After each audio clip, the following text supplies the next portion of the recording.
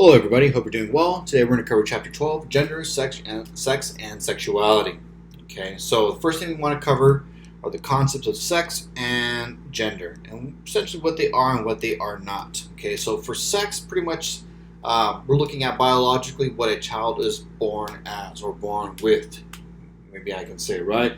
So when a child is born, they will look and determine if that child is born with either male or female reproductive organs. Based on what reproductive organs you're born with, you will be classified as either male and or female. Okay, so sex will refer to biological difference between men and women or males and females. Now there's going to be primary sexual characteristics, which is the reproductive system, and then you have secondary sexual characteristics such as height, muscularity. So there's going to be features that we start to develop when we start hitting puberty. Okay, so I'll go over what those are right now. Next slide. So primary sexual characteristics is going to be body structures that allow for reproduction. Okay, so when we're talking about sex, that's what we're talking about. Biologically, what your reproductive organs are. Now, secondary sexual characteristics, like I said, refers to essentially how our bodies change as we age. Okay, and really the most important time as we age when it comes to secondary sexual characteristics is going to be puberty. Okay, we're no longer little children, and we are essentially getting to the age where we are able to reproduce. That's what it is. So, secondary sexual characteristics refer to distinct physical characteristics that develop as we mature. So, for both boys and girls, as they go through puberty, their voices are going to deepen. They're going to gain muscle strength. They're going to gain body hair growth. Skin releases more oils, and perspiration increases. And the body hair growth is going to be, like I said, for both boys and girls, and it's going to be in areas where there wasn't hair before. Okay, so for boys, physical differences will be, or physical growth, they're going to see shoulders are going to broaden, hair on the face and chest, and the production of sperm. And for girls, breasts will develop, hips will widen, body fat will increase, and it will start to release immature eggs. Essentially, our bodies are getting ready for us to reproduce. Okay, and this is a very important shift for us. You know, for little boys and little girls, for the most part. And if you ever spent any time around little kids, nieces and nephews, and if you ever hung out with little kids, little kids for the most part, are kind of built the same, right? Just kind of just straight up and down, just little beanpoles, just skinny little kids, right? And then when we hit puberty is when we start seeing our bodies change, okay? Because our bodies are getting ready, well, like I said, to move from children to, well, what some people will classify as the next stage in life. And that next stage in life would be the ability to reproduce. And we'll go over what that is culturally and not in a few more slides, okay? So, we covered sex, now let's cover gender. So gender refers to behaviors or personal traits, social positions that society attributes to being male or female. So, society, right? Here we go. First stage in socialization, as you guys already know, will be your family. Next thing after that will be friends, peers, then you have issues with work, things like that. So our society is constantly socializing us for behavior that they either want or do not want, sanction for or against, okay? And gender is no different. So we're going to go ahead and, as a society, sanction for behavior that we find acceptable or unacceptable when it comes to gender. So you will be treated a certain way. You'll be given certain privileges or denied certain privileges, access to or access denied based on your gender and based on the society that you are in. Some societies are much, much more, I'm thinking of a better word for it, egalitarian than others, okay? But a person's sex, as determined by his or her biology, does not always correspond with his or her gender. So this is a very important concept, idea to understand. Okay, so biologically, I might be born, I am. So biologically, I'm born with male reproductive organs, which makes me a male, right? So I'm a boy. Now, even though I was born with male reproductive organs, I might not necessarily identify with the sex that I was born as. And I may identify with a different gender or have a different gender identification. Okay? So this is something that a lot of people, I argue, have a difficult time understanding or accepting. Okay? And there's going to be, we'll get into this, right? We'll get into the idea that individuals who don't identify gender-wise with their sex, that there's something biologically wrong with them, there's something psychologically wrong with them, or both, right? I mean, it's a long, dark, ugly rabbit hole, okay? But we'll try to keep it, for right now, what I want to do is I want to cover just some of the foundation, the basics of gender, sex, and then society, and not go too far into one particular area, okay?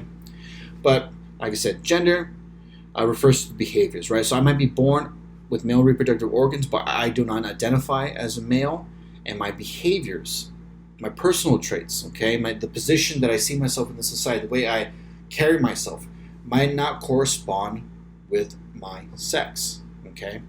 I could be born a boy, as far as my sex, but identify as a girl or as a woman, okay?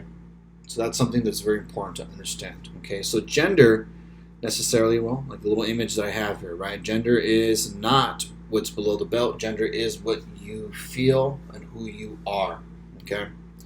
Now, the terms sex and gender are not interchangeable. We already covered that.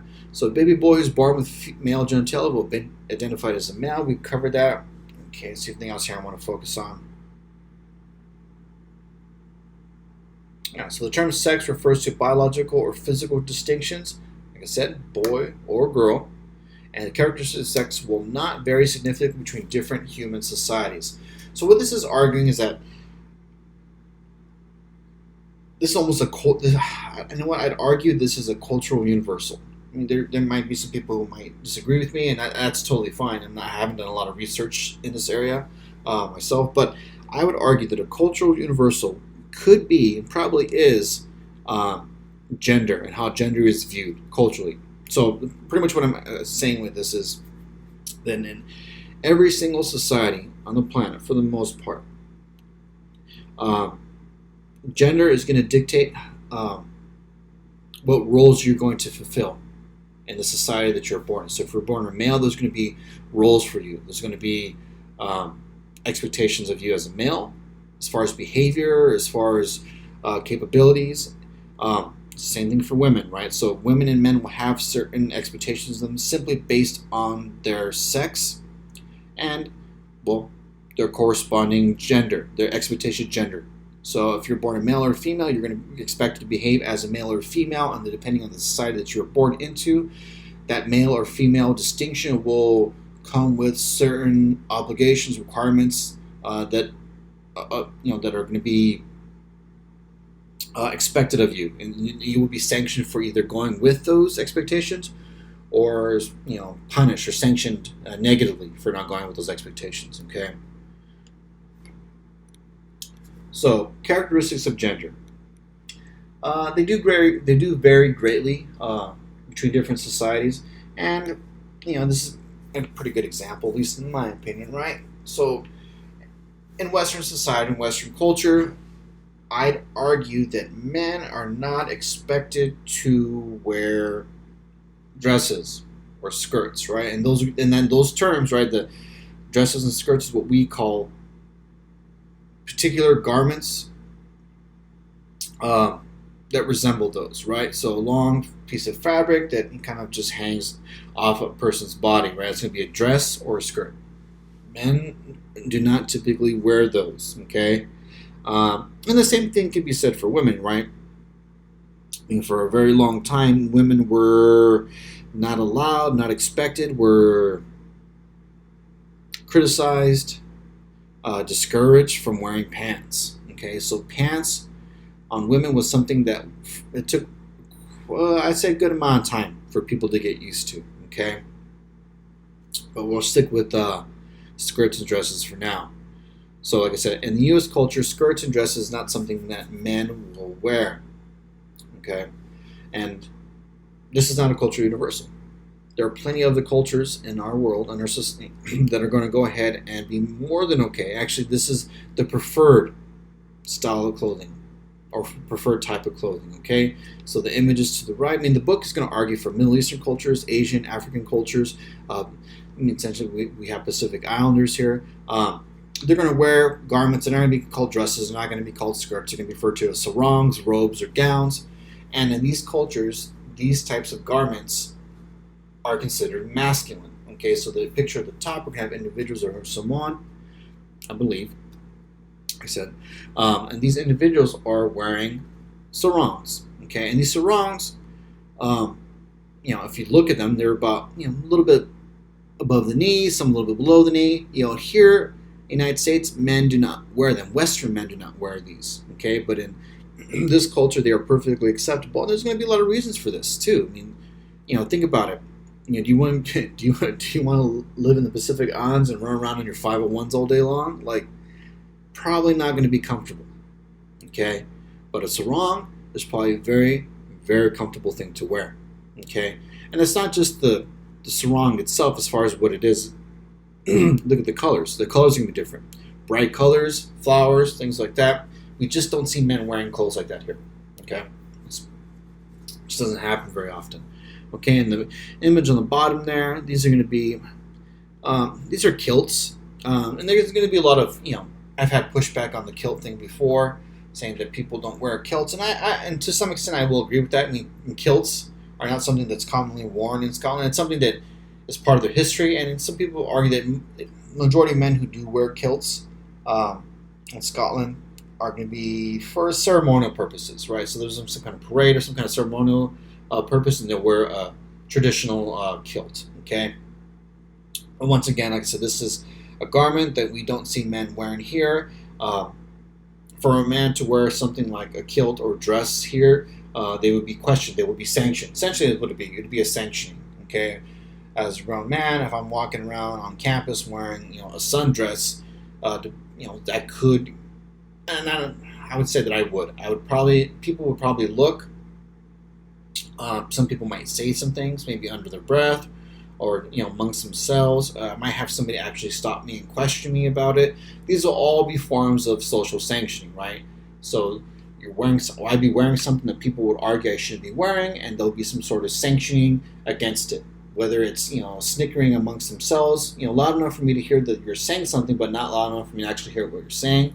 That's a form of sanctioning, right? I'm letting you know that I'm not happy with what you're doing, so I'm gonna make fun of you amongst my friends, or I might actually stop you and then ask you, why are you wearing that, right? And if that's the case, that's also another form of social sanction, right?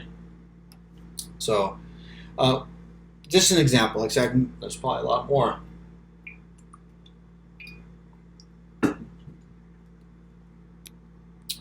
All right, the binary and dichotomous view of gender. Now, I think the textbook. I'm trying to remember. I believe the textbook uses the term binary to describe this, or dichotomous. But either way, it's the same concept. Okay, so binary, dichotomous view of gender is just going to argue that in our society, or that in a society that is set up this way, that it's going to push people that are biologically male and female reproductive organs into to essentially opposing sides, opposite sides of a spectrum.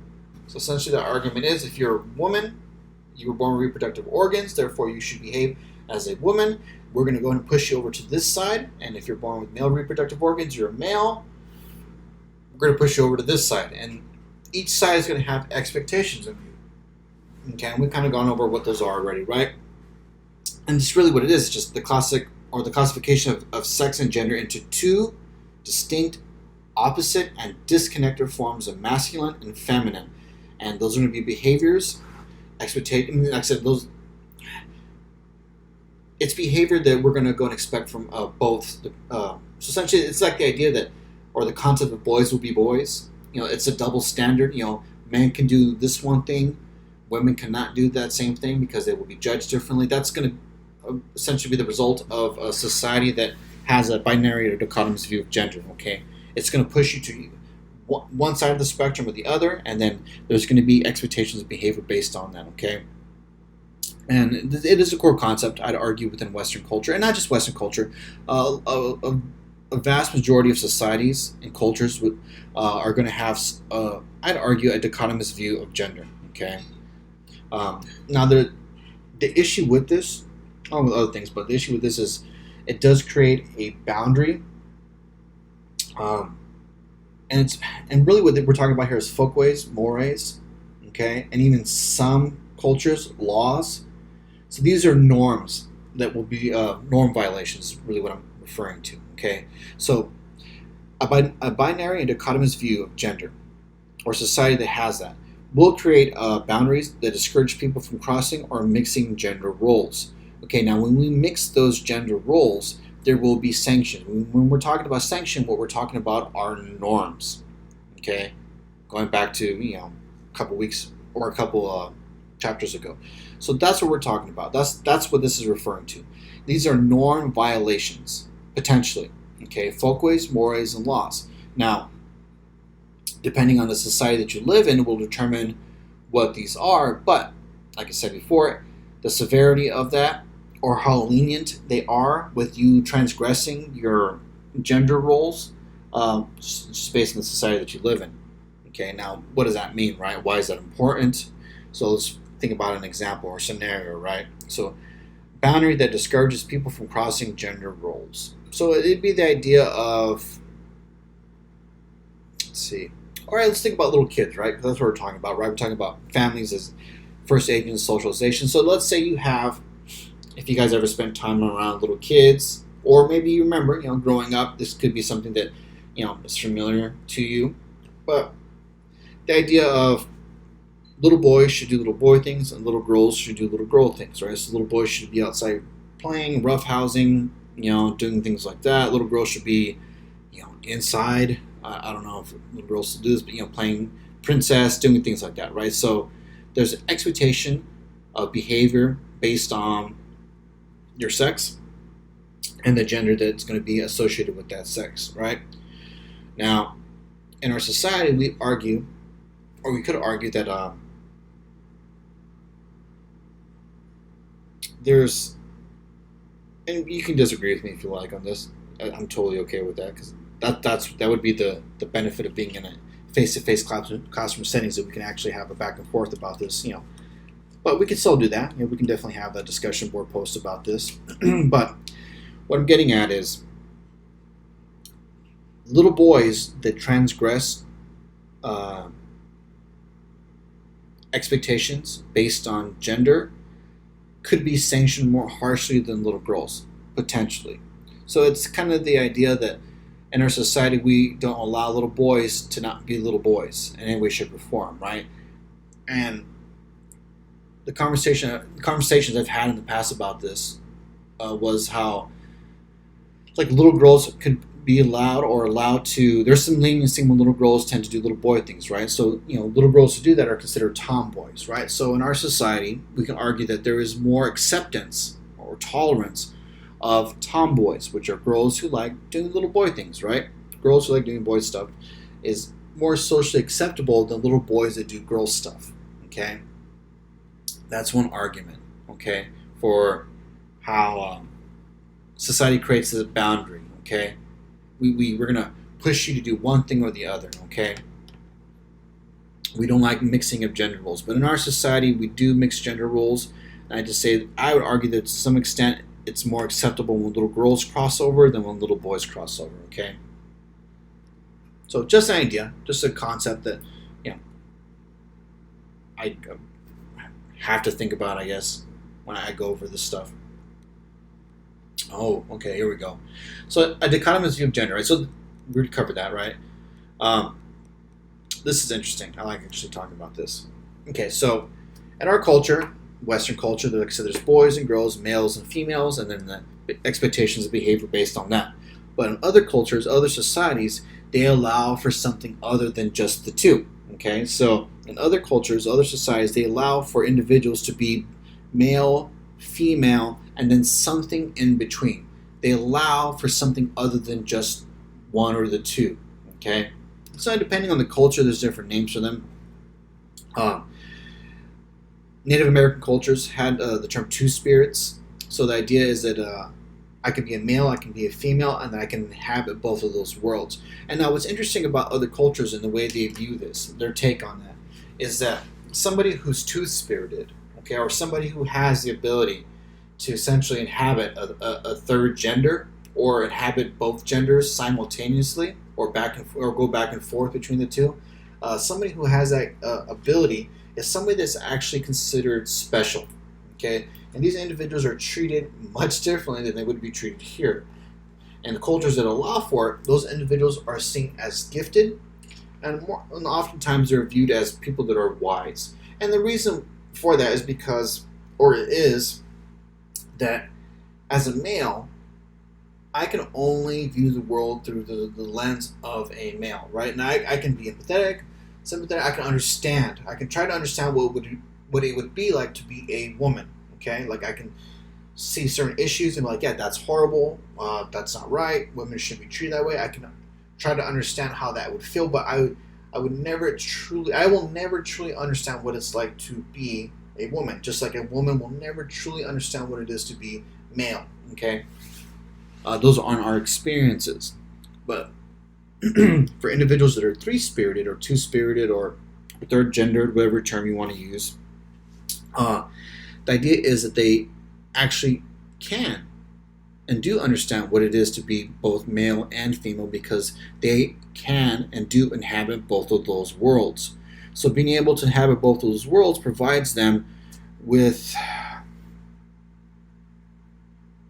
not just, I'm not saying experience, but perspective. A perspective that people that cannot do that just will never have. So that perspective provides them with essentially, I would argue, would be wisdom. Okay, and a lot of the cultures that do allow for this, people who are, third gender or two-spirit, whatever term you want to use, they're considered shamans. They're considered wise men. They're considered almost like psychics. They do things like that. Okay, so I find that interesting. Like I said, there's plenty of cultures that do that. In Samoan culture, there's the term would be fafafin. So essentially, it's a third gender. So essentially, the way of the woman. Okay, and individuals born biological male, but they embody both masculine and feminine traits. And this is something that the culture does allow for and does tolerate. Okay, I just think it's interesting that culturally how other cultures can be so different from ours. Okay, now let's talk about sexual orientation. Now, like I said, I'm not going to delve too deeply into any one of these particular areas.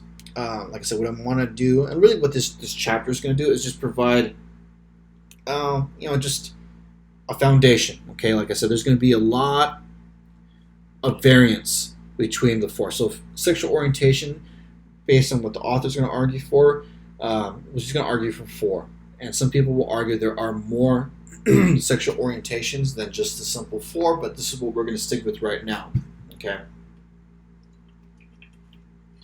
So, sexual orientation. Let's go over it. A person's sexual orientation is his or her physical, mental, emotional, and sexual attraction to a particular sex. And really what that is arguing is that if I am male, born so as far as sex, reproductive, I was born with reproductive organs that are male. That makes me a male. I identify with my sex. So as far as gender, I identify with that. So sexually, born as a male. As far as gender, I have masculine characteristics, right? So my gender corresponds, I guess you will, with my sex. And now when it comes to sexual orientation, I'm sexually attracted to women, that would make me heterosexual. Okay, homosexual would be an individual who is attracted sexually to somebody of the same sex. Bisexual would be an individual who's attracted to both men and women, and then you have asexuality, right? No attraction to either sex. Okay, so this is the foundation. This is the, I guess you say, the jumping off point when it comes to sexual orientation. Okay, so I'm sure most of you are familiar with this. The one that maybe you might not be familiar with would be asexuality, and this is something that I actually haven't done any research on. I do find the concept very interesting. The idea that no attraction whatsoever sexually. Okay, so I'd like to find out more about that personally, because I think I have a friend that may be asexual, because I have friends that are heterosexual, homosexual, and bisexual, and I'm sure other um, orientations. Okay, but I'd argue that I may only know one person who's asexual, and the reason why I say that is because this person, I've been friends with this person for a long time, and maybe some of you guys might actually have something similar to this. All right, I've been friends with this person for years. And, normal conversations with friends that you have, you talk about your life, right? Who you're dating, who you're not dating, even, like I know the orientations of my friends. And that's not something that I'm like asking them about, right? I'm not going to sit down and ask them what their sexual orientation is, but just through, years of being friends, conversation, things like that, you learn about your friends' lives. And, part of, people's lives is, the relationships that they have with other people. And I have one friend, and I've never heard that person have a conversation about dating anybody, about being in a relationship romantically with anybody. Like that conversation's never come up. Okay, and for me it's in some aspects strange, because it's different from all my other friendships and relationships I have with my other friends. But it's something that I argue is none of my business. So the way I see it, if this person wants to have a conversation about something like that, then they'll have that conversation. I talk about relationships, things like that, and we'll have conversations. We've had plenty of conversations about my relationships, and it's just one of those deals where, for that other person, that they'll just say, well, I'm not in a relationship with anybody, or I'm not interested in anybody right now. Okay, but then they never elaborate or go any further than that. So, like I said, it's something that I'm curious about, but not curious enough to the point where I'm going to actually ask them about that, right? And that's strange, right? That a lot of people argue that that's something we're really interested in, that, right? I mean, sexual orientation, things like that. I mean, this is something that we, as a society, as a culture, are really into. When we think about the media, the kind of media that we consume, what's popular, what's not popular, what sells, what doesn't sell. Sexuality is a huge part of our lives. So, like I said, very interesting to me. I could be wrong, like I said, but the concept itself is fascinating to me. That you have no sexual attraction to either one of the two, male or female. Okay, that's just something that's not there for you. Okay, so like I said, I'd like to do more research on it. Oh, can't go too far right now. So moving forward, heteronormative. Okay, so back to the sociology component of this, right? So a heteronormative society is a worldview or belief system that promotes heterosexuality as the normal or preferred sexual orientation. So, pretty much what this is going to argue is that in a society like ours, like the one we live in, we can argue that the normal, all right, here we go, using the word normal, right? So norms, the normal or preferred sexual orientation will be heterosexual. So if that is the case, then the society itself is heteronormative, which is going to argue that the vast majority of individuals within the society will prefer or do prefer a sexual orientation that is heterosexual. Okay, and if that is the majority, then a society will be set up to benefit, to encourage heteronormative sexual relationships or heterosexual relationships. Okay, so what this pretty much is arguing is that if I am in the society, so if I live in a heteronormative society and I am homosexual, there will be, and depending on where you live, some sort of sanctioning against that. Okay? So depending where you live, and like I said, Orange County is a special place, right? So you got to think about it, right? Where the sanctioning comes from, and we've talked about this, right? So you live in Orange County. Now, depending on where you live in Orange County, you could be sanctioned socially by strangers for your sexual orientation. So maybe an example of this would be you walking down the street with your significant other who is of the same sex, if you are homosexual, and then having people, like I said before, sanction you in some way by maybe making comments, staring, things like that. They're going to let you know they're not happy with, they do not accept that relationship and what it is that you're doing. So there's certain parts of Orange County that I'd argue are much more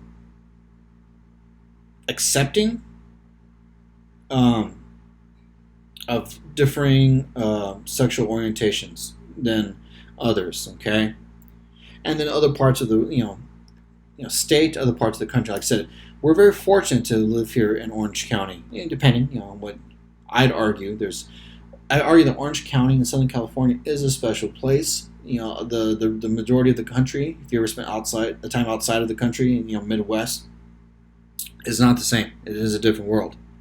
Okay, different cultural values. So, like I said, Orange County is a special place for things like that.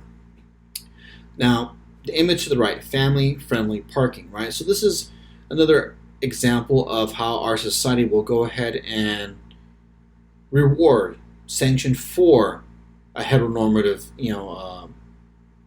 system, right? So we're going to go ahead and give you parking based on the fact that you're, a family. There's a preference for that, okay? So in the United States, it is a heteronormative society, and that's just really what it is, right? And it's going to assume that sexual orientation is biologically determined and not open to more than one interpretation. So the argument is, if you're born biologically male or female, you will adhere to those gender characteristics, and if you do not, then you will be sanctioned, okay? And this is an important question, right? And this is it's a strange thing to think about. So when did you know you were gay, okay? And the reason why this question is even a question is because of the heteronormative society that we live in, right? So nobody ever asks individuals who are heterosexual, when did you know you're heterosexual, okay? It's just assumed in a society that, if you're a boy, you're going to like girls, and if you're a girl, you're going to like boys. And nobody has that moment, right, where they knew that they were heterosexual, right? It's just one of those things where we've been socialized, our entire lives to fit that role, okay, to be oriented in that way, okay. For individuals who are not, it's a moment, right? Like I said, the question itself kind of just alludes to that. When did you know you were gay? Well, the reason why you would know you were gay is because you understood that you being homosexual or any other sexual orientation other than heterosexual would essentially, not require, but essentially put you in a position where you will be sanctioned. Okay, so you're aware of that. That's what socialization does. Without even thinking about it, you already know that by doing this, you are going against the norm. You're going against what society argues you should be, or what you shouldn't be. Okay, and that's why that question exists in the way that it does. Right? How did you know, or when did you know that you were gay? Right? Well, the reason why you knew, or the reason why it's even a question, is because we live in a society that makes it a question, makes it an issue. It's a question that people that are heterosexual never ask themselves. Okay, when did you know you were straight? I've never been asked that. I never had a moment. Can't remember having a moment in my life where I realized that I was heterosexual. Like, that just wasn't a thing for me. Like I said, I'm speaking from myself, and this is personal experience, not experience that I've had. And I'd argue the reason why I never had, or I can't remember that defining moment in my life where I knew I was heterosexual, is because we live in a society where that is the preferred norm. We live in a heteronormative society, which means that is the norm. you wouldn't question that. You've been socialized. I've been socialized. We have been socialized to be heteronormative, to be heterosexual. Okay? Not even on our radar. Okay? And when do we become sexually aware? Okay, well, for most of us, it's going to be, I'd say, puberty, right? Is about the time when we start to realize, or when it starts to solidify, right? I mean, even when you're younger, right, you might be like, oh, why I like, this little girl in my class, or like this little boy in my class when you're a little kid, right?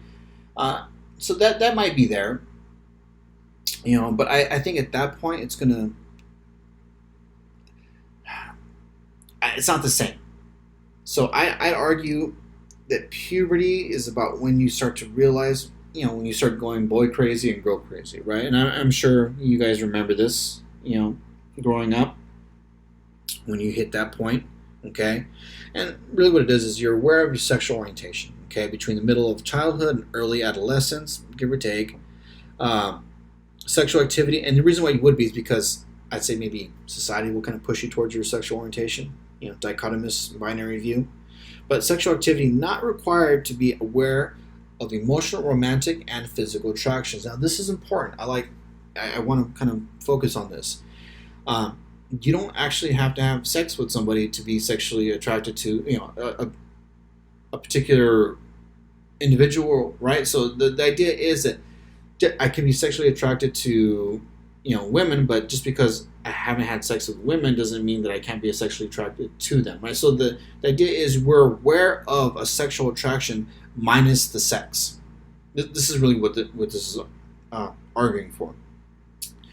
We are aware of that orientation. Sex itself, the actual act itself, is not required to be aware of or to have a orientation sexually, okay? People can be celibate, for the entirety of their lives and still acknowledge and recognize a sexual orientation, okay? So really we're looking at it. So at puberty, some may be able to announce their sexual orientations, and depending on the society that you live in, some people may not, okay? So if you, like we do live in a heteronormative society, if you differ from that heteronormative society, you're not, or you may not feel comfortable coming out and acknowledging a different orientation than what it would be expected of you. Okay?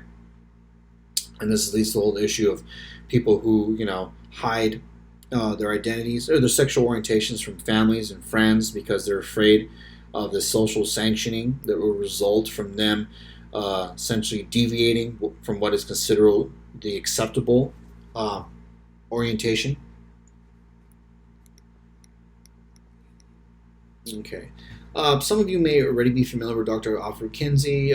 Some of you may not. I'm not going to go too far into Alfred Kinsey because this isn't a psych class, but he does bring up some pretty interesting concepts. And he's covered in the book, so I can't go too far into it. But I do like a lot of the stuff that Alfred Kinsey, the research that he did, what he came up with. Okay, so Alfred Kinsey, he's one of the first scientists, or probably the first doctors to delve into sexuality, okay, and study it in a way that most people argued, well, for the most part, a lot of people argued it was immoral, right? They argued that he was. Some people, and there's still a question or debate about whether or not Alfred Kinsey was just simply nothing more than a pervert, right? And some people will lay that accusation against him, right? Okay, so what's important about, there's quite a few things Alfred Kinsey's known for, but one of the things that we'll talk about today is the ways that he conceptualized sexuality, okay? And he conceptualized sexuality as a continuum, okay? So really was arguing that instead of having two distinct, boxes, classes of sexuality, so essentially homosexual or heterosexual, okay? That's either one or the other, right? Is kind of the idea. He disagreed with that. He argued that sexuality, human sexuality, existed on a continuum. So the idea is that you weren't just, you could be strictly homosexual or strictly heterosexual and then something in between. So he allowed for that something in between. Okay, he created a rating scale that ranges from exclusively heterosexual to exclusively homosexual. But he'd argue that most people can that most people sexually exist on a scale, so they move up and down that scale. Okay, and I do agree with that.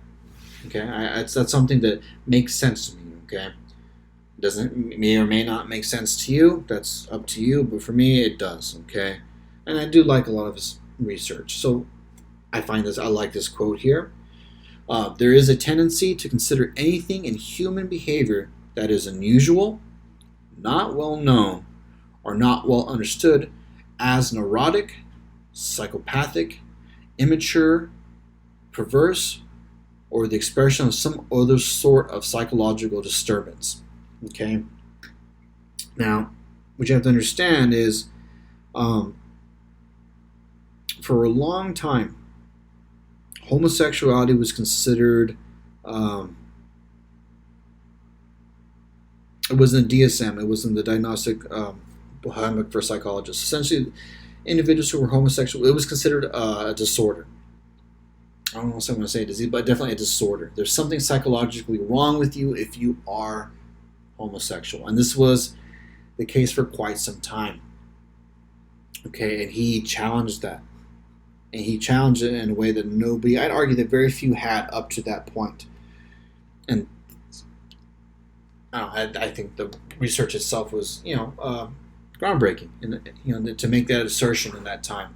Like I said, he passed away in 1956. Born in 1894. So this is, I'd argue, very progressive in his views when it came to sexuality and sexual orientations. Okay.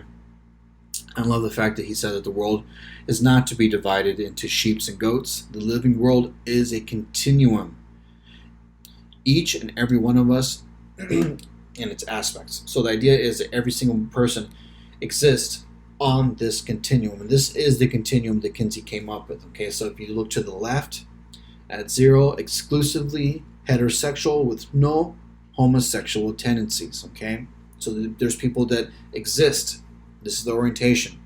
Exclusively heterosexual with no homosexual orientation. Then you slide down the scale to the right. At 1, you have individuals who are predominantly heterosexual and only incidentally homosexual.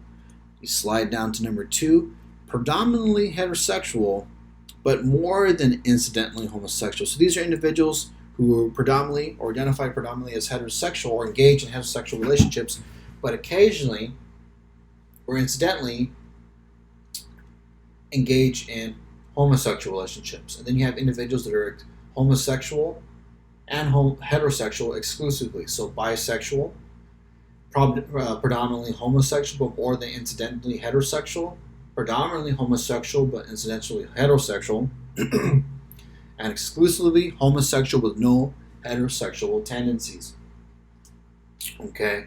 And this is a scale. And he believed that individuals existed on this scale.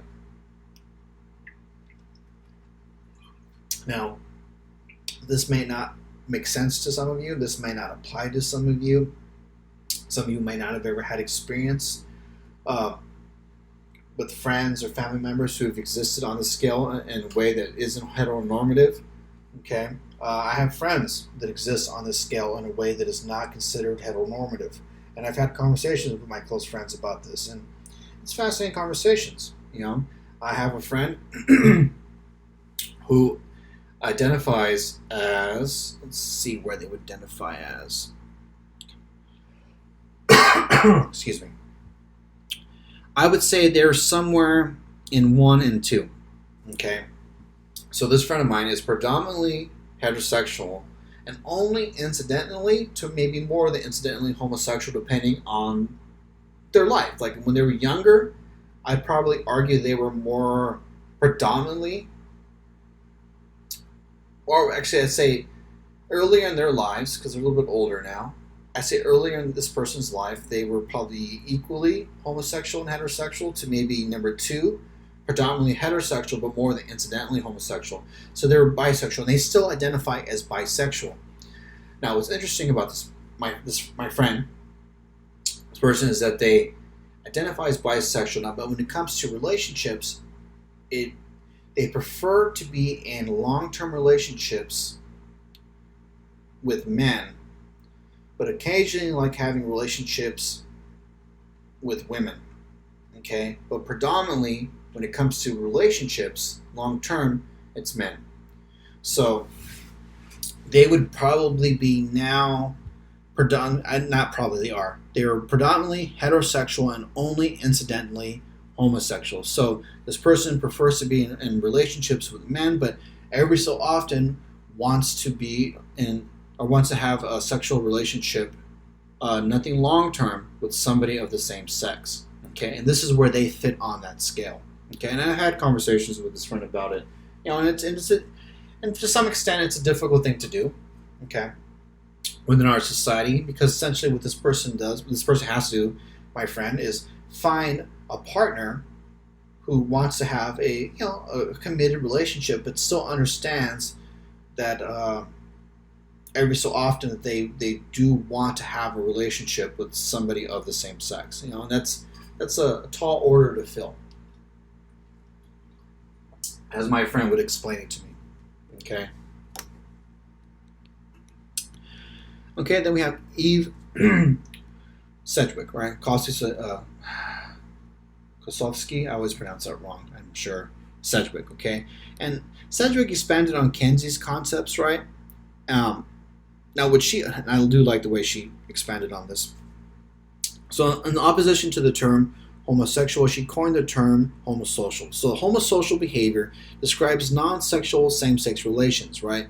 So, it's behavior between men and men and women, and how they're going to be viewed as potentially, well, they're non-sexual behaviors, but there is going to be sanctioning against them for, really, I'd argue for the belief that they are sexual in nature in some way, shape, or form. And I'm sorry if this is confusing, but hopefully it'll make sense when I go to the next slide, right? So, the way it's set up, or the way Sedgwick will set it up, okay, her homosocial theory, right, her concept, is males are forced to one side of this continuum, just as women are, right? But what she's going to argue is that males are forced to one side, and there's going to be more pressure for them to stay to that one side than there is for women, okay? So she's going to argue that in this dichotomous view of male and female behavior, as far as how we engage with one another, males are not allowed to be caring, not allowed to be nurturing, not allowed to show affection towards other men in the way that women are allowed to. Okay? So, the argument is that men, for the most part here, aren't allowed to, men don't hug as much, men definitely don't kiss on the cheeks as much in Western culture, men don't walk holding other men's hands, men don't do that, right? So there's going to be certain behaviors that the men are not allowed to do with other men, okay? Now, women can engage in the same behaviors. This is non-sexual, but none of this is. That's not the focus. But it's the behaviors themselves. So women can engage in behaviors with women and men that are social in a way where they're not going to be judged. Okay, so women can walk down the street holding hands. Women can kiss on the cheek. Women can show more emotion, can be more nurturing, can do a lot more things with their female friends than men can do with their male friends. Okay, and men are going to be pushed and forced to stay on that side of the continuum as far as their expected behaviors. Okay, and I think I already brought up an example of this. The idea or the concept of girls that are tomboys, so little girls that gravitate towards things that would be considered more masculine. And I've had friends growing up that were tomboys, right? They're girls that didn't want to stay in the house, right, and play and do the things that we argue little girls should be doing, right? And it's just kind of the way it is. And one of my friends, she has a granddaughter, and they went into a Disney store. And remember, she was actually kind of mad about it. She went to the Disney store. Now, her granddaughter really likes Spider-Man. She loves Spider-Man, loves Marvel comic book stuff, right? And she's, she's a little kid, I think she's got to be like 3 or 4. So she likes her little Spider-Man stuff. She goes into the Disney store, and the people that work there were trying to kind of like push her into the princess stuff, and they actually said, "Oh, like, how are you doing?" Like, they kind of greeted her, and she had a little Spider-Man toy with her, like a little plush toy, and the girl that worked was like, "Oh, like, hi, do you want to be a princess? Do you want to get the princess stuff?" And my friend was like, "No, she likes Spider-Man," and it was just kind of like pushed towards the princess stuff, okay, but she realized that she liked Spider-Man a lot, and just gave up on it, and then showed her all the Spider-Man stuff that my friend's granddaughter wanted. That might not have gone the same way for little boys, right? If a little boy went in there with a little princess doll, and wanted to hang out with all the princess stuff and do all that, and not deal with the Star Wars or the Marvel comic stuff, it could have been viewed differently. Okay, so back to the whole, that concept of girls being allowed to essentially transgress gender norm expectations. Like, so if a little girl wants to do things little boys are doing, she might be considered a tomboy, and she might be sanctioned for it, but I'd argue the sanctions may not be as severe as little boys. And I could be wrong. It depends on the culture. It could be severe. But I'd argue, let's just say in Western culture. We are a little bit more accepting of girls that are tomboys. Okay, and think about it, right? What would be the term? There's the equivalent term for little boys who like doing girl things? I mean, that's a good way of thinking about it, right? So, a tomboy, right? A little girl who likes boy stuff. If you call a little girl that, or if a little girl's known as that, is that particularly derogatory or offensive, right? It's kind of, maybe some people might consider it kind of cute. Oh, she's a tomboy, right? She likes doing boy stuff. But think about it. Do we have a male equivalent for a little boy who likes doing girl things? Think about what those terms might be, right? For a little boy who likes doing girl things, he might be called a sissy, a wimp, and it just goes downhill from there, right? So essentially, at this point, when a little boy chooses to do things that little girls like to do, even at a young age, I argue, I could be wrong, but I'd argue, even at a young age, if a little boy chooses to do little girl things, his sexual orientation is already being called into question. Okay? I don't want him to do that because I'm afraid he may be gay. Like, I've heard friends say things like this about their kids. Okay, I've seen this happen. I've seen friends that have literally lost their minds when they're children. They're young boys, and these are kids I'm talking about. They, like, definitely 10 and under. When their boys start gravitating towards things that our society argues should only be for little girls. Okay, this is the result of a heteronormative society. Okay, we're going to sanction those boys, and heavily, for engaging in those things. Okay. So here's an example of homosocial behavior. Okay, if you're not familiar with these people, this is former President Bush Jr. And I believe this is the king, or I think it's the king of Saudi Arabia, or at least definitely maybe one of the older princes. But this is an individual from Saudi Arabia, and they're not in Saudi Arabia, actually, where the picture was taken. They were in Texas. I believe this is at the Crawford Ranch. So this is former President Bush holding hands with a Saudi president, because in Saudi Arabia, in a particular culture, it is not seen as, let's say, it's not seen as a socially unacceptable behavior for two men to hold hands. This is homosocial behavior, right? This is non-sexual behavior. This is just two men holding hands. But in our society, heteronormative society, and the society we live in, because I'd argue in Saudi Arabia, it's a very heteronormative society, right? It's actually very rigid when it comes to male and female behaviors. But we're just focused on the holding in of hands, right? There's a lot of other countries where men hold hands, and it's not seen as a sexual gesture in any way, shape, or form. But in our society, it is. Okay. So, moving forward. Sexual orientation, we actually kind of already covered this, right?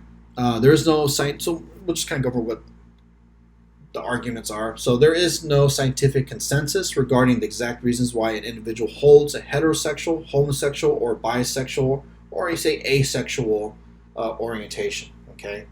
So pretty much, I mean, and a lot of people have tried to do research, meaning, God, I'm sure there's people out there still trying to find, the gay gene. There's people out there still trying to do research as far as birth order, as far as men. So I've seen research where it argues that if you have children and you have a bunch of boys, like the more boys you have, the more chance you have of one of those boys, identifying as homosexual.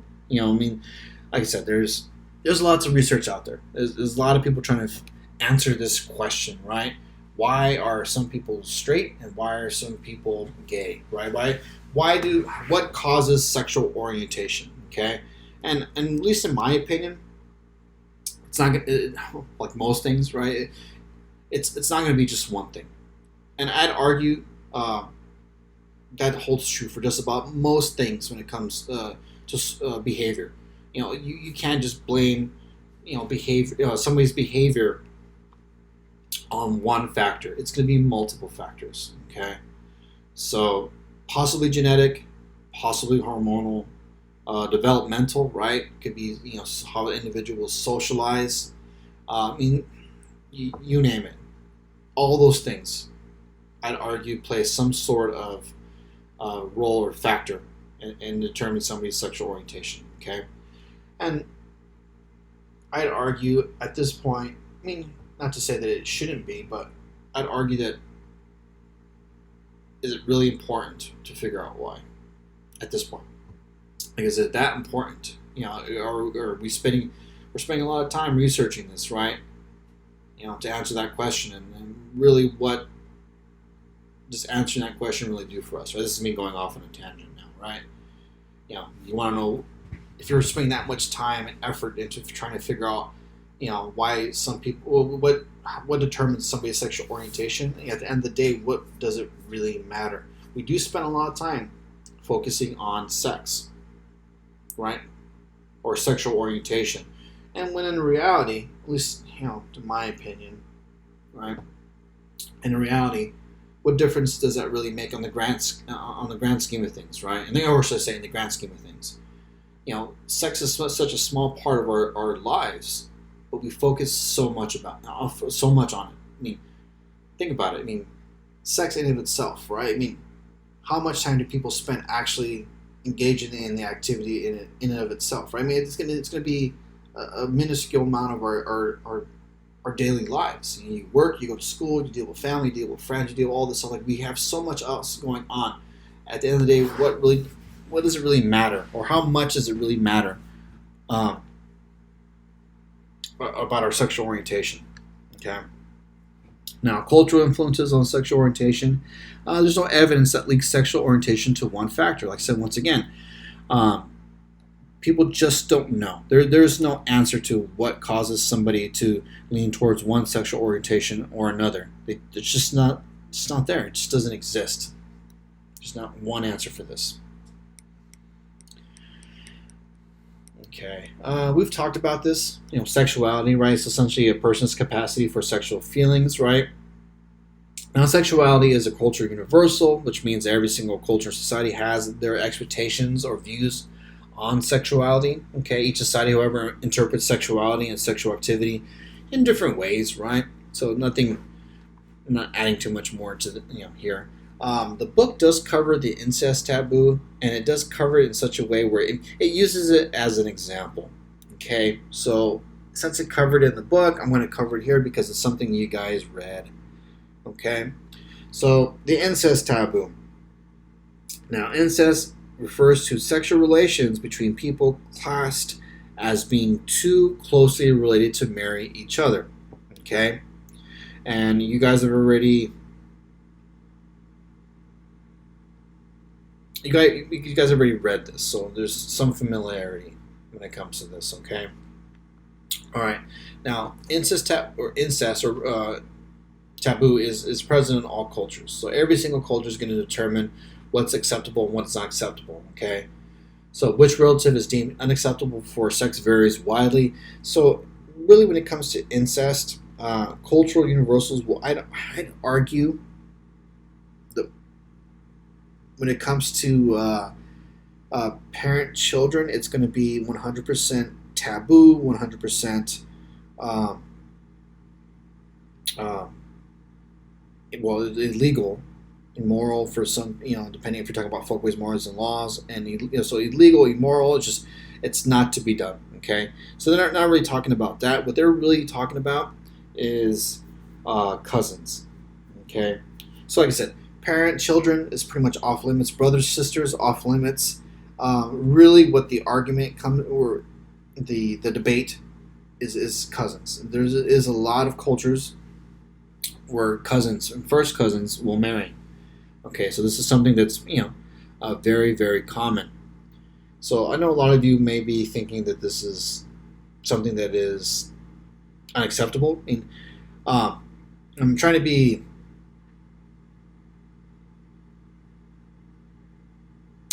really what I'm trying to do is I'm trying to talk about this in a way where I'm not trying to be offensive in any way, shape, or form, because that's not something that I want to do or ever do. I don't ever want to be offensive to somebody, right? Because the argument is, and the reality is, that people do marry their first cousins. Now, in our society, in Western society, we argue that marrying your first cousin is off limits, right? So there's going to be this a stigma, and really that's what it comes down to. Maybe that's what the better term is. There's a social stigma within our society when it comes to marrying people that you're related to. So first cousin marriage within our society will be considered wrong. There'll be a stigma attached to it. Okay, so now ask yourselves, do you think in the United States it is legal to marry your first cousin? Okay, so that's a question I'm asking you right now. Think about that question. Do you think that it's legal? Now, some of you may think that it is legal. Some of you may think that it's not. All right. Now, you thought about it for a little bit. Here is a picture. Now, this might be a little dated. I'm sure there might be some changes to this data, but it gives us an idea, okay, of what we're dealing with as far as the United States. Now, all the dark blue states will be first cousin marriage legal. So anything that's dark blue, you are allowed in that state to marry your first cousin. Anything in the lighter blue will be allowed with requirements or exceptions. Okay. Anything in the pink would be banned with exceptions.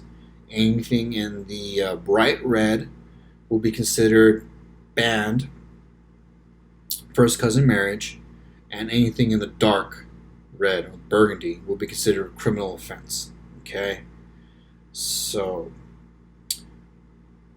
there you go. United States, first cousin marriage, legal in quite a few states. And I actually argue it is legal pretty much in all the states except the ones that are burgundy. That is a criminal offense. Now you may ask yourself, it's banned with exceptions or allowed with requirements or exceptions. So what would be those requirements or exceptions? It's a fantastic question. I believe the requirements or the exceptions would be whether or not childbirth is on the table. So essentially it may be a situation where if you're allowed, or if you're no longer capable of having children or not going to have children, they may allow it. And the reason why they may allow it is because if you don't have children, then there's no risk for you having children that may have disabilities. Okay, so there you go. First cousin marriage in the United States. Like, so this might have changed recently, but like I said, give you guys an idea. All right, we've already talked about most of these. Discrimination, you're well aware of what that is. Stereotypes, you're well aware of what those are. Then you have misinformation. Okay, so misinformation is something that's a little bit new. Actually, it's a new concept. I haven't covered this yet. Misinformation is just false or inaccurate information, and really, what this does, or the purpose of this is, or misinformation, or false information, or inaccurate information, is it's definitely to deceive, but the point of the deception is to create a narrative, and really, that's what it is. I'm trying to create a narrative with the information that I'm providing to you, and this false information helps me create that narrative, okay?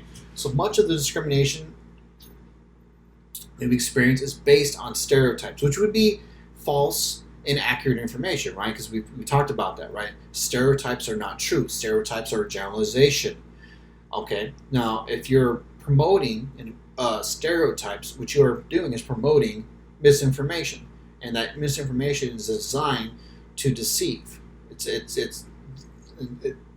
designed to deceive, and for the purpose of, I'd say, promoting a certain agenda. Okay.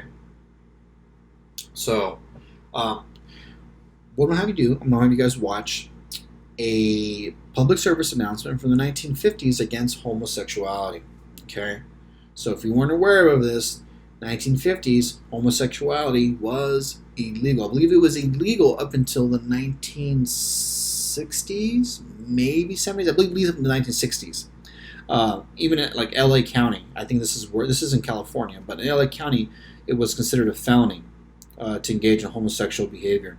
Okay, so let's go ahead and watch this 1950s public service announcement on homosexuality.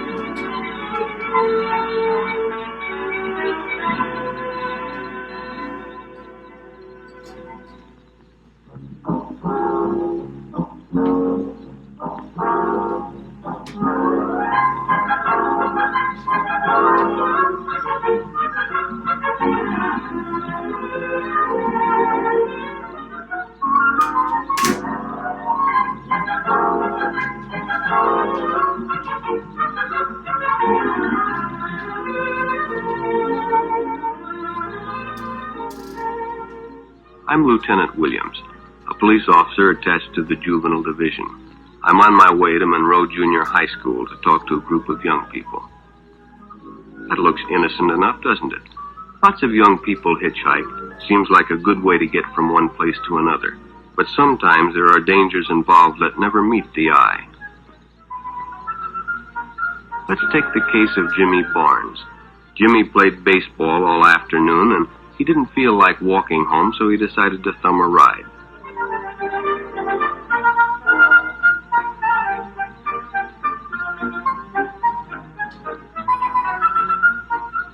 He'd done it 100 times before, and he didn't think anything was unusual when the driver struck up a friendly conversation.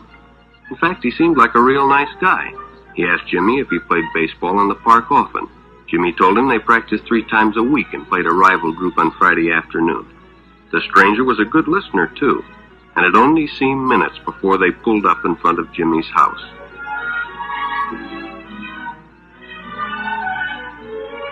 When Jimmy got out, the stranger gave him a friendly pat.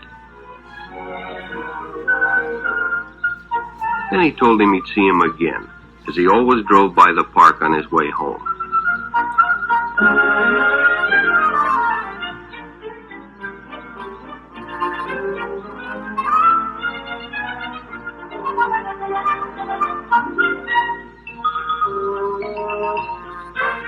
Sure enough, the following day, when Jimmy finished playing ball, well, the man was there waiting.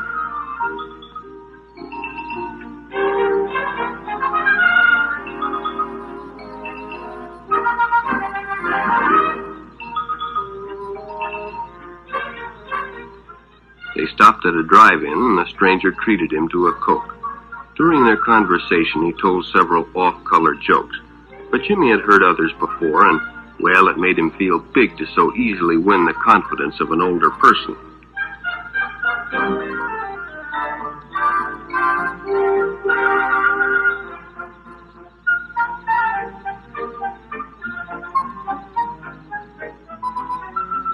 The following Saturday, they went fishing together. By now, they were using first names. Ralph said it was more friendly.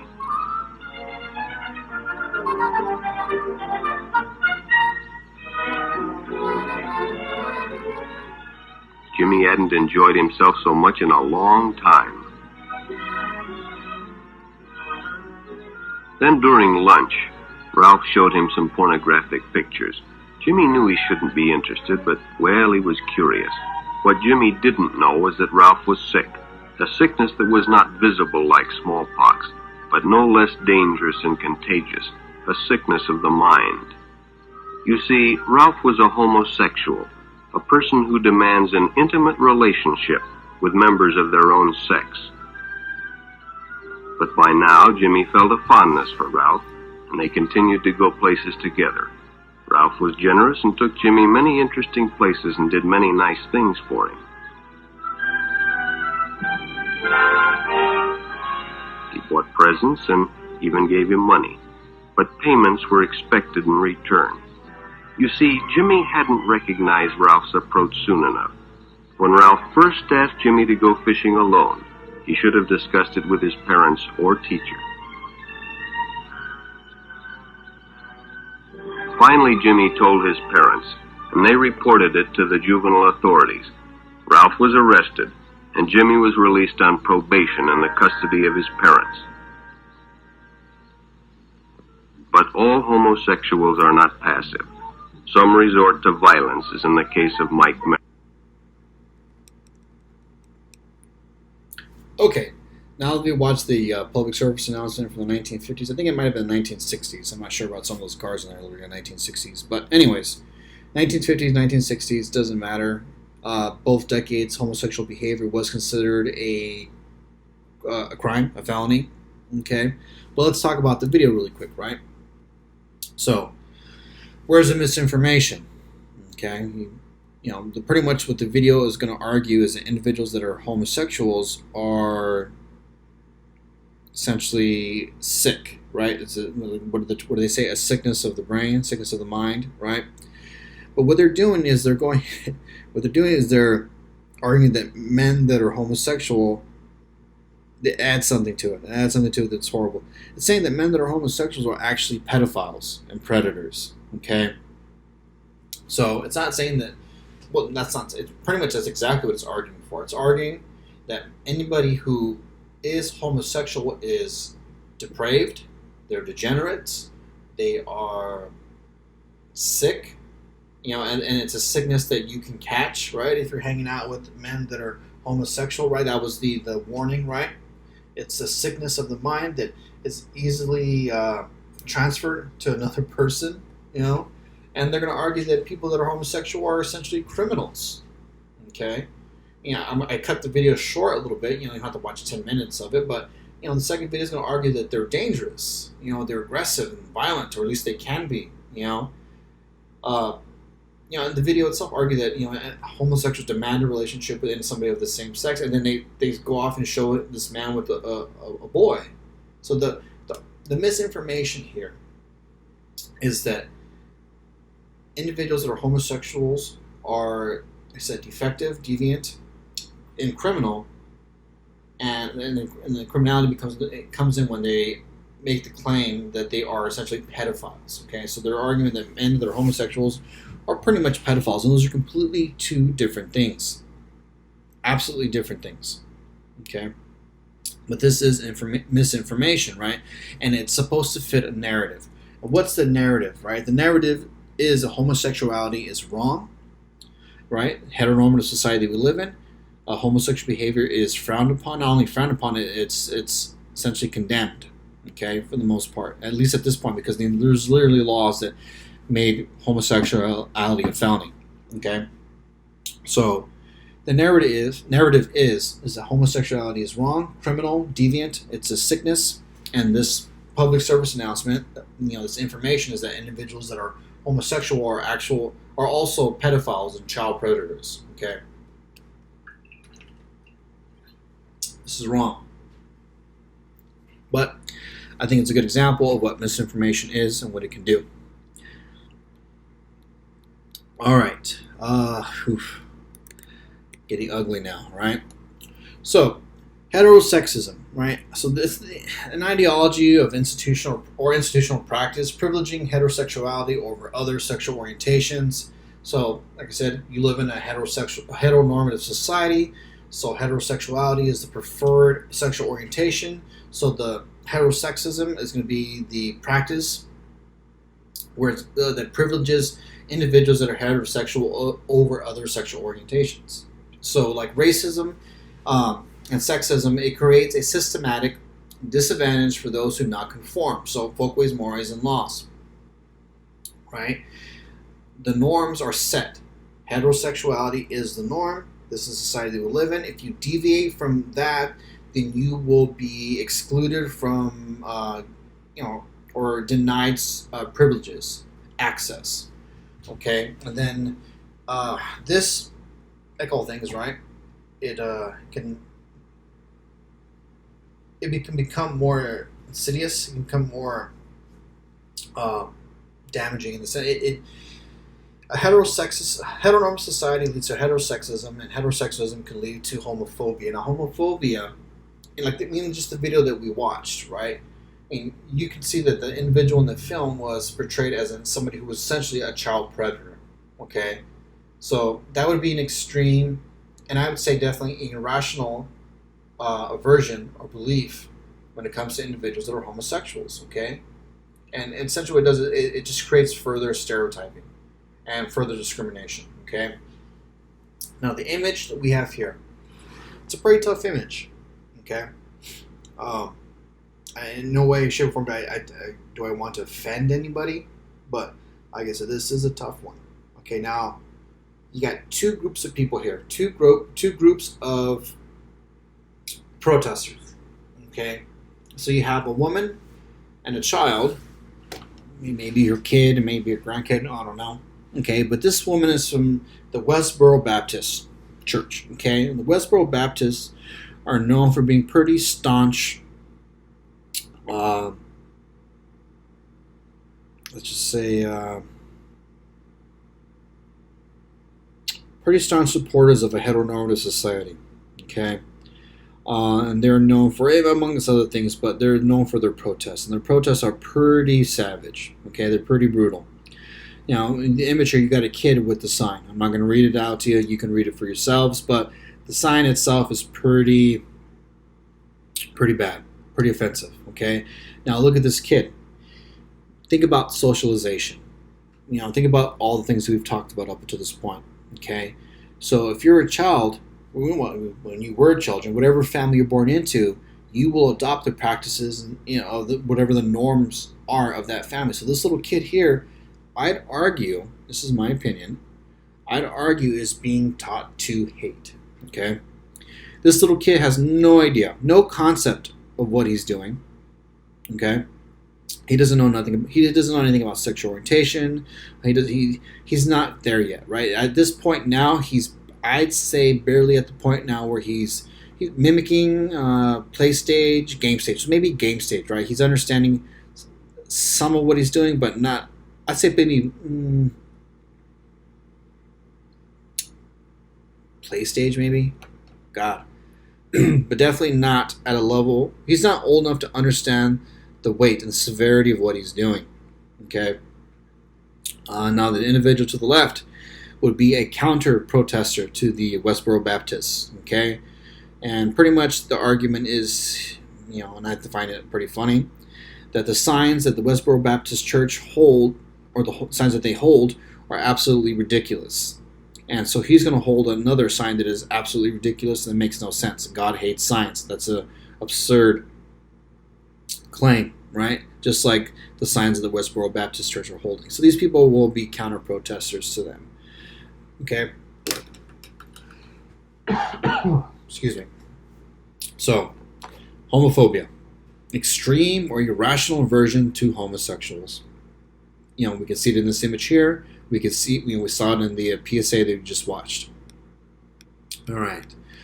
Now, moving on to gender roles. I'm not going to spend too much time on this because we kind of already talked about this almost pretty much ad nauseum. So the gender roles are just the expected behaviors based on your sex and your gender. So if you're a woman, you're a little girl, you're supposed to do little girl things, and all that entails. If you're a woman, you know, in this picture we have here, the 1950s, if you're a woman, you're a homemaker. Okay, that's your job. That's your sphere. Okay, and if you're a male, anything outside the home would be your sphere. You know, and that's exactly what we have here. We have a woman in the kitchen, cleaning, cookware, and you have the husband outside, washing the car. Okay, so. Because I'm not going to go too much into this. It's just the concept of how men and women are expected to look and how they should behave. And if you go against that, then you will be, sanctioned. Okay. Same thing here. Boys will be boys, and that's just gender roles. Is really what it is. It's justification for behavior such as pushing, shoving, or other forms of aggression from young boys. Now, the thing with boys will be boys is that this is definitely a double standard, okay? I could be wrong. I definitely could be wrong on this one because I'm talking about personal. I'm speaking from personal experience, which isn't scientific, right? We know this already. So my personal experience isn't considered fact because I didn't conduct research on this using a scientific method. But in my personal experience, and just for the sake of our argument, sake of conversation, right, discussion, I'd argue little girls are just as aggressive as little boys in what I've seen. And if you ever spend time around a bunch of little kids, little boys, little girls can get pretty, they can definitely hold their own or not, if not push little boys around. So little girls can be just as aggressive.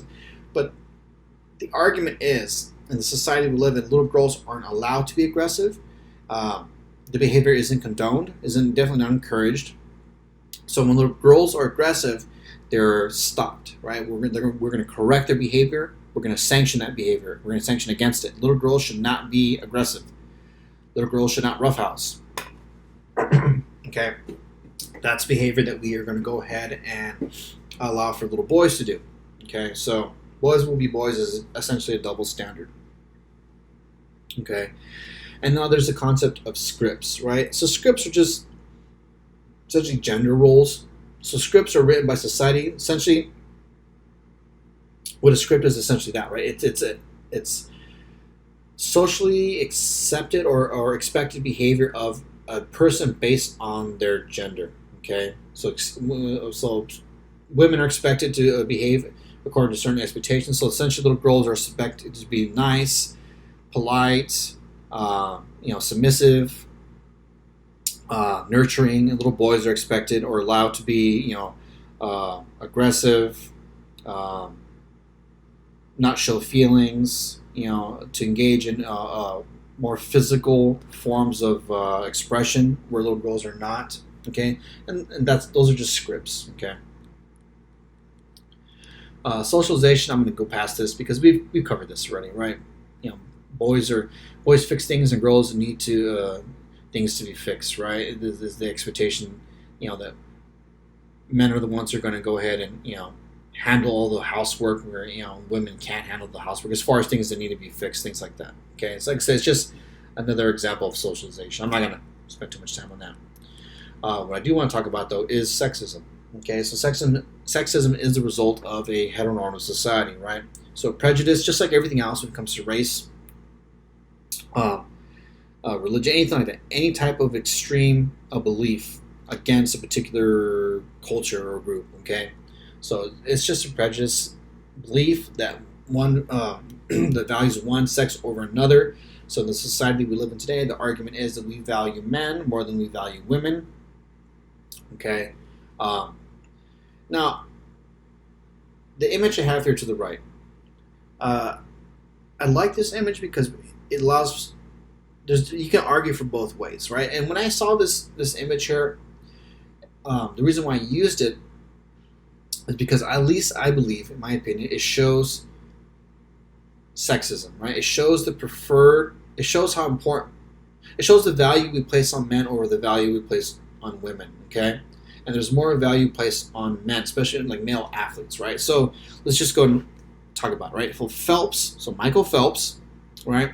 I think Michael Phelps is, I think he's won the most gold medals of any Olympic athlete in history, okay? So Michael Phelps ties for silver in 100 fly. Right below that, Ledecky, another swimmer, a female swimmer, sets world record in women's 800 freestyle. Okay? So those are our headlines. The headline is Phelps, larger font, bold font, ties for silver. And Ledecky, below Phelps, is a smaller font and not bold, sets new world record. Okay, I, in my opinion, think this demonstrates the preference over men in our society. Athletes. Okay? Amongst other things, right? So Michael Phelps ties for a silver medal, and he's in the headline, like he's in bold, in large font. And Ledecky, who set a new world record, is in smaller font below Phelps. So Michael Phelps tying is more newsworthy than Ledecky, right? And some people argued, and I've had students in the past say, well, it's more Michael Phelps tying for silver is bigger news because he wins all the time. But I'd argue that still supports the idea that we're more concerned with Michael Phelps as a male athlete and than we are with Ledecky as a female athlete. Like, she set a new world record, she should have had, the headline. Michael Phelps, gets the headline because he tied, or is the fact that he tied the headline? Either way, it's still focusing on him as a male athlete and how that takes priority over Ledecky and her accomplishments, okay? And really what this just argues that women are, undervalued. Young girls may not be given the same access to nutrition, healthcare, and education as boys. We see this a lot in other countries, okay? In other countries where resources are limited.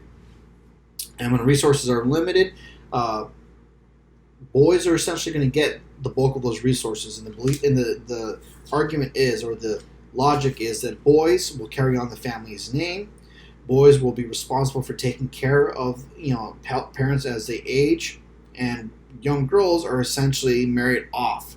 And when girls are married off, the idea is they become the property of their husbands and their new families. So, what would be the benefit of educating and putting all your resources, when they're limited, into your daughter? You'd put them into your son. Okay, and this is kind of the argument.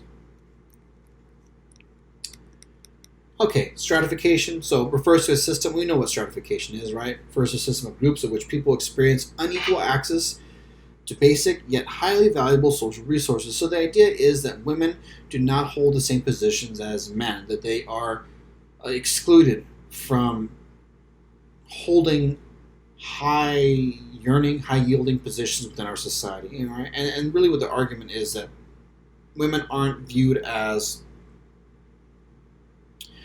Women who hold the same characteristics as men who are successful aren't always viewed the same way.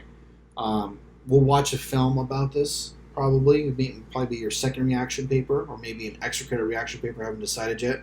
But there's a film called Misrepresentation. Some of you may be familiar with it already. If you're not, what the film does is it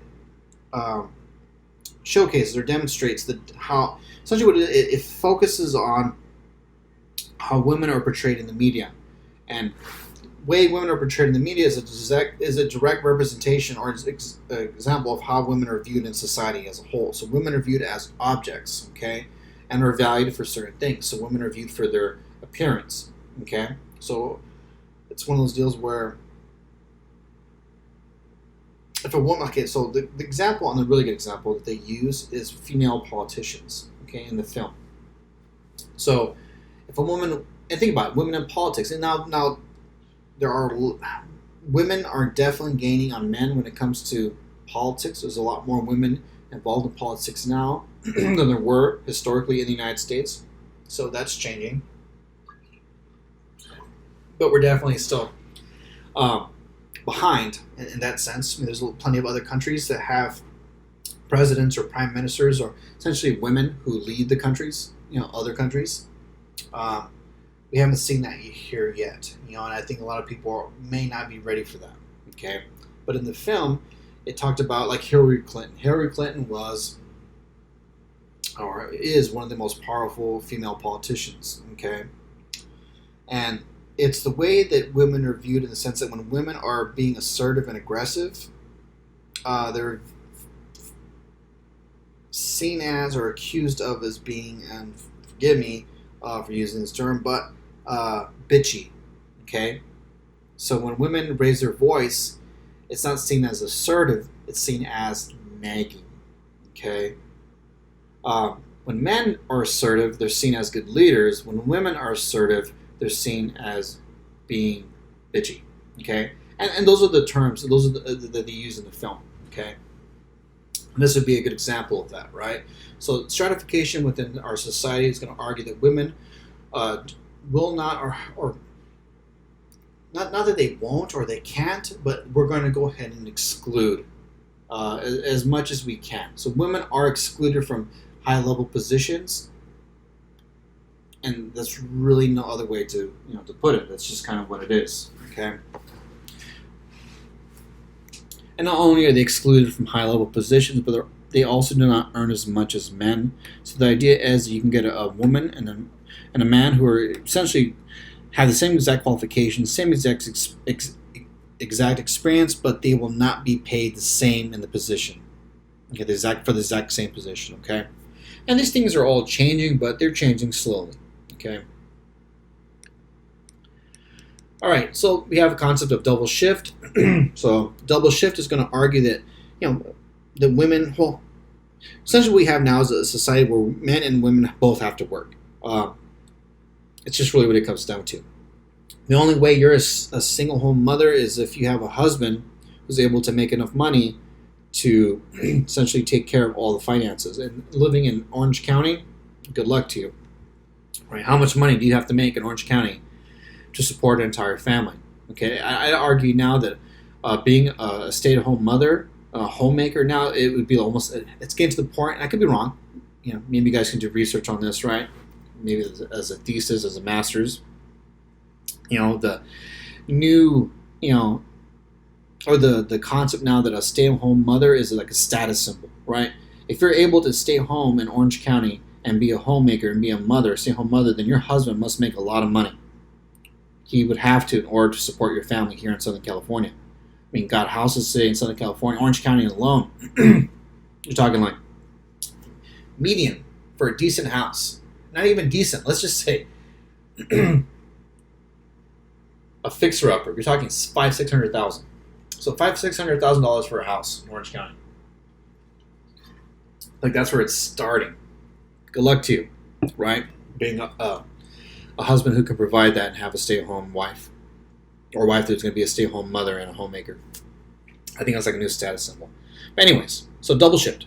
Most women do not have that, or most families don't have the ability to do that. So what we have now is a double shift. And what a double shift is women will have to work because they have to contribute.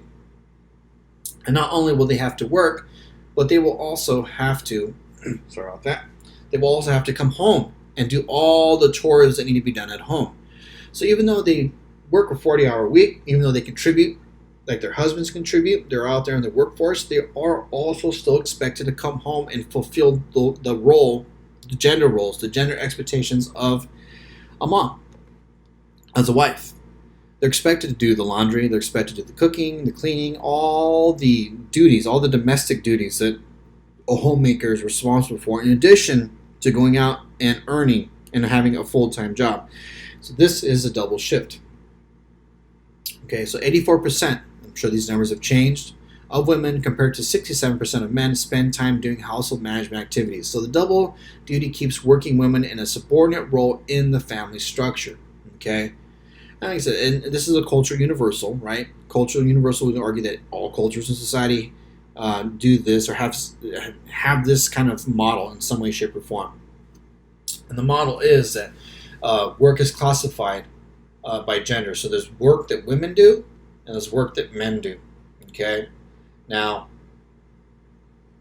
I don't know if you guys watch 90 Day Fiancé. No, I do. Okay, laugh if you want. That's fine. I don't care. I love me some 90 Day Fiancé. And I like it because sociologically, not granted, I know it's a show, and a lot of it I'm sure is staged, but there's a lot of things in there that you can use, sociologically. So there's one couple on the show, recent show, I think the one Sunday nights, and the couple is Samoan. Okay, so the husband is from Samoa. Okay, and he is now living in the United States, and this couple are having some issues. Okay, because he works and she stays at home and takes care of the kids, and she's got 2 kids, and he's telling her that the work that he does is more important, and the work that she does isn't really important, but it's not really work. He's telling her that the work she does at home is easy, and that that she's lazy because she's complaining about how tired she is and how much work she has to do. Now she's not even working, I don't believe. Okay, but she does do. I believe she's a stay-at-home mom. So it's that kind of idea, where we're gonna devalue the work that women do as not real work. Okay, it's homework, it's domestic work. Now, domestic work, I'd argue, is probably the hardest work that you can do. I wouldn't want to do it, and a lot of my female friends do not want to do it. I have female friends who have children that are still so young. They're young, and I have female friends that have children. They're not in kindergarten yet. Like, that's how young they are. Like, they're trying to get them into preschool so they can have some time off. Like, my female friends that have kids can't wait for their kids to go to school because they can't wait to go back to work. They like being out. They like working. They like, making money. They like doing all those things. Staying at home with the kids, if you've ever had to stay home with kids, that is some work, okay? But we don't acknowledge that work as real work, right? Because it's what? Not paid, okay? If there was a salary to it, if women got paid to be homemakers and they were paid accordingly to all the things that they do in the house, it would be, they'd make a couple $1,000s a month. I'd argue for sure. Think about it. So how much would it cost for you to have somebody cook for you? All right? Cook your breakfast, cook your lunch, cook your dinner. Okay? How much would it cost for you to have somebody to cook for you? How much would it cost for you to have somebody to go shopping for you? How much would it cost for you to have somebody to do your laundry for you? How much would it cost for you to have somebody come and clean your house? So think about all the jobs that are required of a homemaker and put a price tag on that and add it all up and see where you come out with, right? That's how much they should be getting paid, but they don't. And not only do they not get paid for it, they're also expected to actually go out and work outside of the home and then come home and do all those other duties. So double shift, not fair. Definitely not fair. And, keeping in the same vein, right, when it comes to double standards and double shifts and expectations of behavior for men and women, the same thing applies for sexual behavior, too. There is definitely a sexual double standard when it comes to men and women. Boys will be boys, right?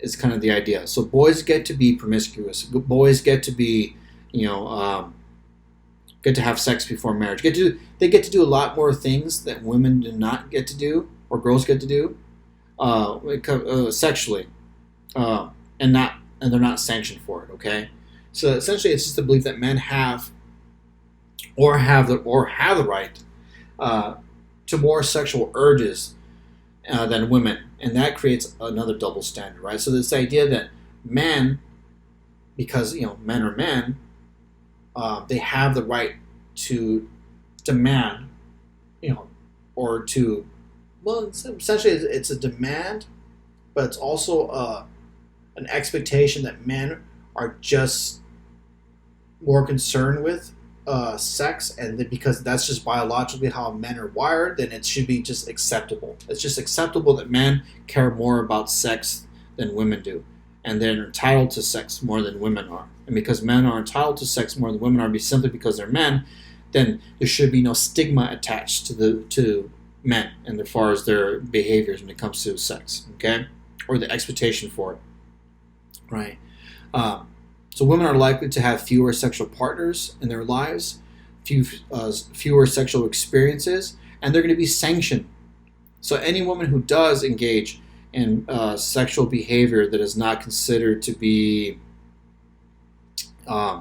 in line with the values of a certain society or culture will be sanctioned, right? And I mean, I don't really have to go too much more into this. I mean, the image to the right, I think, does a pretty good job of explaining the difference, right, between men and women and how they're viewed for essentially, engaging in the same exact behavior, okay? So when men are promiscuous, they're manly. It could be viewed as, badass players. There's not the same social stigma attached to men as there is to women, okay? So men are expected to go out and sow their wild oats. Men are expected to be sexually promiscuous. That's something that we expect for them because, well, men are just kind of allowed to engage in those behaviors without the stigma. Women are not. Okay, women are not allowed or given the same leniency when it comes to engaging in or participating in or being sexually active or promiscuous. Okay, it's not there. And that is a sexual double standard. Okay. And I'll leave you with this. This is another Westboro Baptist protest. So you got the sign there from the Westboro Baptist member, and you got the counter protester with another equally ridiculous sign. Okay, so that's our lecture for today. I'll go ahead and post a discussion board video, and if you have any questions, just go ahead and let me know. I got a lot of people sending me late papers for the reaction paper. Don't worry about that. Just go ahead and get me the papers, and I'll go ahead and grade them. It just might take me a little bit because it's through email, so don't worry. All right, but if you have any questions, just go ahead and shoot me an email. All right, have a good day.